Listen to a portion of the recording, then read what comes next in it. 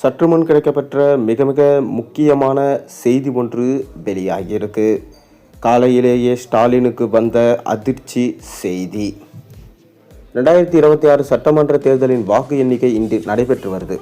யார் ஆட்சி அமைப்பார்கள் என்ற கேள்வி முழுவதும் பெரும் ஆவலை ஏற்படுத்தியிருக்கு. அரசியல் கட்சிகள் மட்டுமின்றி பொதுமக்களும் இந்த முடிவுகளை கவனமாக காத்துவிருக்காங்க. தமிழக அரசியலில் புதிய சக்தியாக உருவெடுத்திருக்க நடிகர் விஜய் தலைமையிலான தமிழக வெற்றி கழகம் இந்த தேர்தலில் முக்கிய கவனத்தை பெற்றிருக்கு. கட்சி ஆரம்பித்த சில மாதங்களிலேயே முதல் தேர்தலிலே ஆட்சியை பிடிக்குமா என்ற கேள்வி அரசியல் வட்டாரத்தில் சுவாரஸ்யத்தை கிளப்பியது. தேர்தலுக்கு முன்பு வரை தமிழக வெற்றி கழகம் ஒரு தொகுதியிலும் வெற்றி பெறாது என விமர்சனங்கள் இருந்தது. ஆனால் பின்னர் வெளியான எக்ஸிட் போல்கள் இந்த கருத்தை மாற்றியது.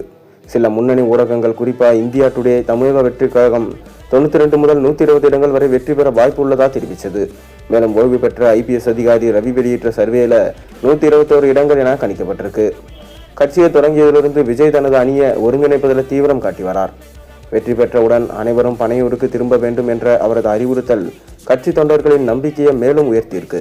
வேட்பாளர்களும் தாங்களோ வெற்றி பெற்றுவோம் என்ற நம்பிக்கையில தொடர்ந்து இருக்காங்க. தற்போதைய வாக்கு எண்ணிக்கையில பெரம்பூர் மற்றும் திருச்சி கிழக்கு தொகுதியில விஜய் முன்னணியில் இருக்கார். பெரம்பூர்ல 75 வாக்குகளோட முன்னணியில் இருக்கார். திமுகவில் RT சேகர் அடைய வாக்குகளை பின்னடைவை தங்க வச்சிருக்கார். மேலும் ஆளும் கட்சியான திமுக தொடர்ந்து அனைத்து அமைச்சர்களும் ஸ்டாலின் மற்றும் உதயநிதி ஸ்டாலினுமே பின்னடைவை சந்தித்திருக்கிறார்கள். இது அதிமுக மற்றும் தாவேக ஒரு பெரும் எச்சரிக்கையை விடுத்ததாக தான் பார்க்கப்படுகிறது. அதாவது கொளத்தூரில் முதலமைச்சர் பின்னடைவை சந்தித்திருப்பது, சேப்பாக்கம் தொகுதியில் உதயநிதி ஸ்டாலின் பின்னடைவை சந்தித்திருப்பது அனைத்துமே தாவேகாவின் வேட்பாளர்களை எதிர்த்து நின்னதுதான். தாவேகா வேட்பாளர்கள் தான் கணிசமான வாக்குகளை பெற்றிருக்கிறார்கள். இதிலிருந்து தெரிய வருவது என்னவென்றால், திமுக ஆட்சியே வேண்டாம், ஒதுக்கி விடுவோம் என சொல்லப்படுகிறது. விஜய் கூறியிருந்தார், 2 கட்சிக்கு மட்டும்தான் போட்டியே, திமுக இன்னொன்று TVK. ஆனால் திமுகவையே பின்னுக்கு தள்ளி முதலிடத்தில் விஜய் சென்று கொண்டிருக்கிறார். அதிமுக 2ஆம் இடத்திற்கு வந்து கொண்டிருக்கிறது. திமுக எந்த இடத்திற்கு போகும் என்பதே தெரியவில்லை.